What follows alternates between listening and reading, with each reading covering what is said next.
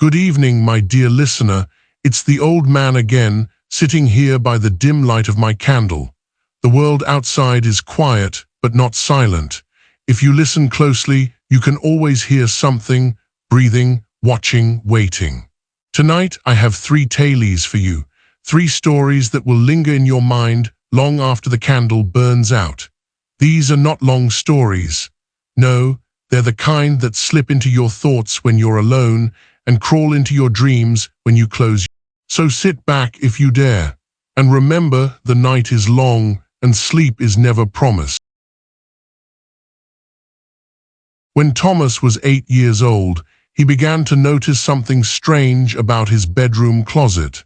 Every night, just as he was drifting off to sleep, he would hear it, a faint whisper.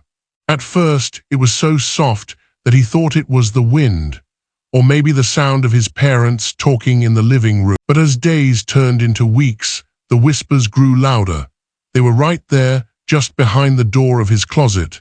Sometimes it sounded like a single voice whispering his name. Thomas, Thomas.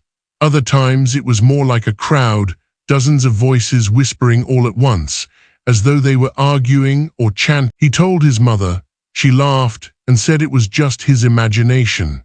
His father checked the closet himself, swinging the door wide open and showing Thomas the empty space inside. Clothes, boxes, nothing else, but Thomas knew what he heard. One night he decided to be brave. He sat up in bed, staring at the closet door, waiting. The whispers came, as always, a low hiss that seemed to seep through the cracks. He climbed out of bed. His small feet padded softly across the carpet. The whispers stopped. Thomas reached for the doorknob with a shaking hand. He opened the door.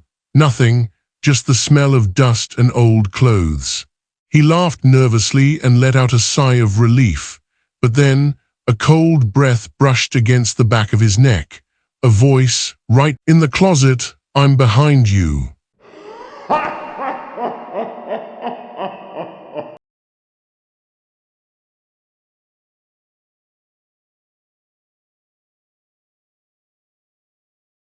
Clara lived with her parents in an apartment building. Their unit was on the 10th floor, high above the city streets.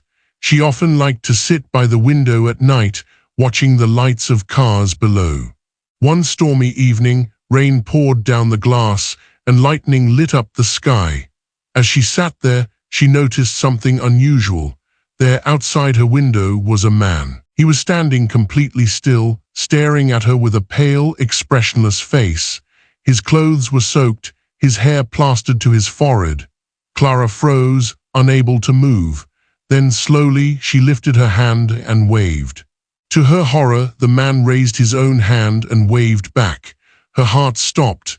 How could he be there? She was on the 10th floor. There was no balcony. She screamed for her parents, but when they came running, the man was gone. They told her she must have been imagining things, but that night, Clara couldn't sleep. She kept glancing at the window, half expecting to see him again. And just as her eyes grew heavy, she heard it, a tapping sound. Tap, tap, tap. Her eyes shot open. The sound was coming from the window.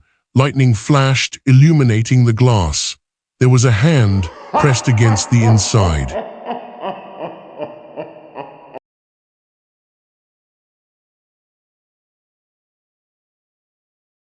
David was a hard-working father. Every night, no matter how tired he was from his job, he would read his son, Michael, a bedtime story. It was their ritual.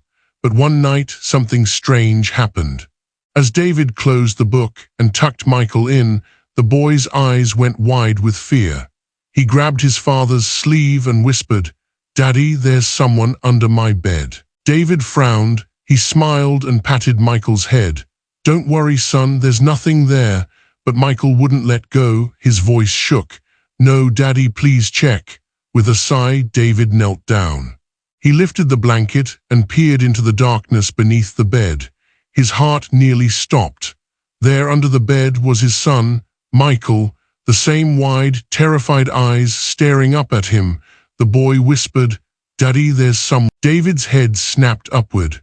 On the mattress, lying under the covers, was another Michael, smiling, and then the one under the bed screamed.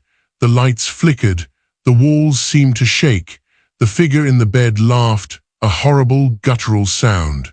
David pulled the real Michael out from under the bed, clutching him tightly, but when he turned back, the smiling... From that night on, Michael refused to sleep in his room, and David never told anyone what he had seen. But sometimes, late at night, when he passes Michael's door, he hears soft laughter coming from inside.